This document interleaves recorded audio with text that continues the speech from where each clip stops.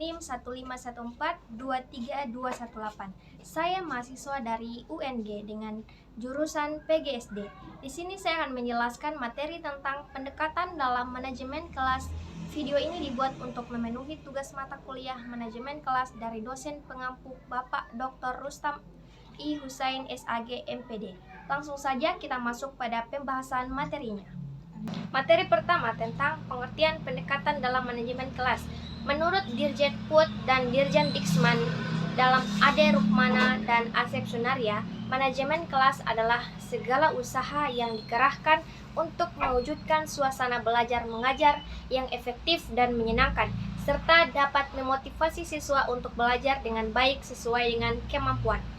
Atau dapat dikatakan bahwa manajemen kelas merupakan usaha sadar untuk mengatur kegiatan proses belajar mengajar secara sistematis. Usaha sadar itu mengarah pada penyiapan bahan belajar, penyiapan sarana dan alat peraga, pengaturan ruang belajar, mewujudkan situasi atau kondisi proses belajar mengajar, dan pengaturan waktu, sehingga pembelajaran berjalan dengan baik dan tujuan kurikuler dapat tercapai.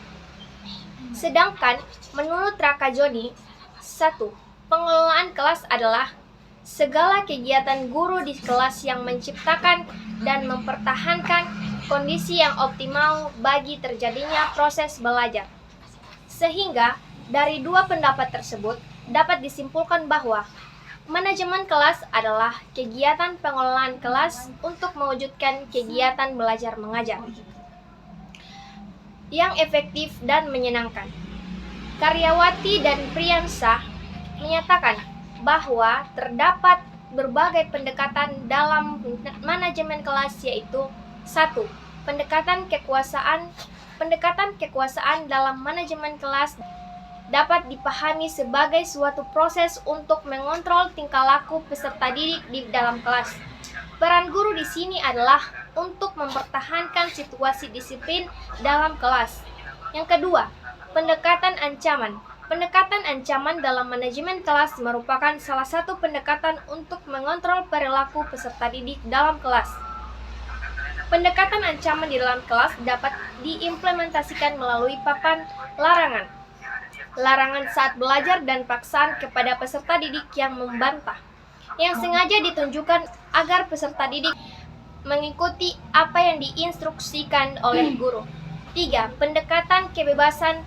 Pendekatan kebebasan dalam manajemen kelas dipahami sebagai suatu proses untuk membantu peserta didik agar merasa memiliki kebebasan untuk mengerjakan sesuatu sesuai dengan apa yang ia pahami dan ia inginkan, tanpa dibatasi oleh waktu dan tempat. Yang keempat, pendekatan resep.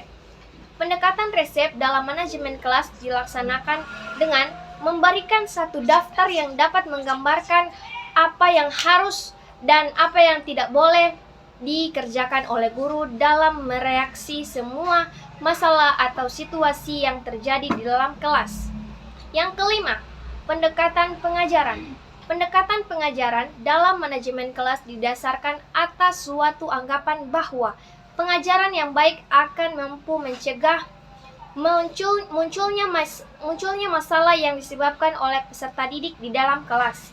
Yang keenam, pendekatan perubahan tingkah laku. Pendekatan perubahan tingkah laku dalam manajemen kelas diartikan sebagai suatu proses yang mengubah tingkah laku peserta didik di dalam kelas. Yang ketujuh, pendekatan kerja kelompok.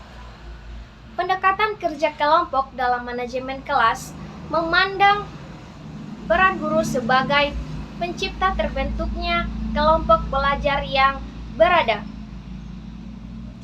Pencipta terbentuknya kelompok belajar yang berada di dalam kelas.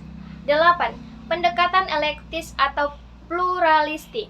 Pendekatan elektis atau pluralistik dalam manajemen kelas menekankan pada potensi kreativitas dan inisiatif dari wali atau guru untuk memilih berbagai pendekatan yang tepat dalam berbagai situasi yang dihadapi di kelas. Pendekatan elektis disebut juga pendekatan pluralistik, yaitu manajemen kelas dengan memanfaatkan berbagai pendekatan dalam rangka menciptakan dan mempertahankan kondisi belajar yang efektif dan efisien. Kesembilan, pendekatan teknologi dan informasi. Pendekatan teknologi dan informasi dalam manajemen kelas berasumsi bahwa pembelajaran tidak cukup hanya dengan kegiatan ceramah dan transfer pengetahuan, bahwa pembelajaran modern perlu memanfaatkan penggunaan teknologi dan informasi di dalam kelas. Selanjutnya, materi kedua, pendekatan instruksional adalah pendekatan yang mendasarkan kepada pendirian bahwa pengajaran yang dirancang dan dilaksanakan dengan cermat akan mencegah timbulnya sebagian besar masalah manajerial kelas. Pendekatan ini berpendapat bahwa manajerial yang efektif adalah hasil perencanaan pengajaran yang bermutu. Dengan demikian, peranan guru adalah merencanakan dengan teliti pelajaran yang baik, kegiatan belajar yang disesuaikan dengan kebutuhan dan kemampuan setiap peserta didik. Selanjutnya, pendekatan proses kelompok. Pendekatan kerja kelompok dengan model ini membutuhkan kemampuan guru dalam menciptakan momentum yang dapat mendorong kelompok-kelompok di dalam kelas menjadi kelompok yang produktif. Di samping itu, pendekatan ini juga mengharuskan guru untuk mampu menjaga kondisi hubungan antar kelompok agar dapat selalu berjalan dengan baik. Menurut Syaiful Bahri, dasar dari group process approach ini adalah psikologi sosial dan dinamika kelompok yang mengatakan dua asumsi sebagai berikut.